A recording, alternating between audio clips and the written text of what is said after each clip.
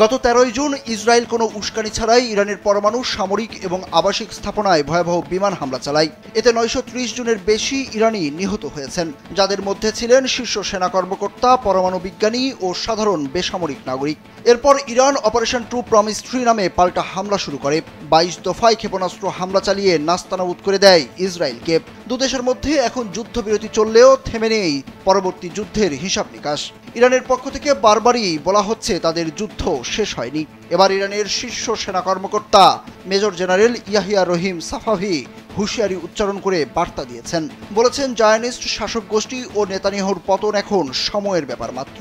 শত্রুদের আরেকটি ভুল গোটা অঞ্চলে তাদের স্বার্থ ও ঘাঁটিগুলোকে চরম বিপদের মুখে ফেলবে।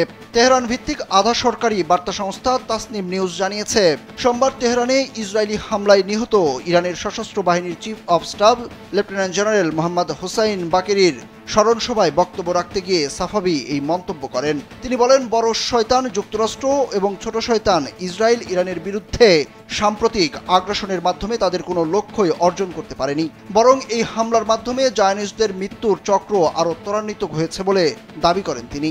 সাফাভি জানান, শত্রুর অনুরোধেই সাময়িক যুদ্ধবিরতি কার্যকর হয়েছে, কিন্তু ইরান এখন শত্রুদের স্বার্থ, ঘাঁটি ও বাহিনী সম্পর্কে পর্যাপ্ত তথ্য রাখে। তিনি বলেন, ইরানের ইসলামী বিপ্লবী গার্ড বাহিনী IRGCর শক্তি শুধু মধ্যপ্রাচ্যে নয়, এখন বাইরেও বিস্তৃত।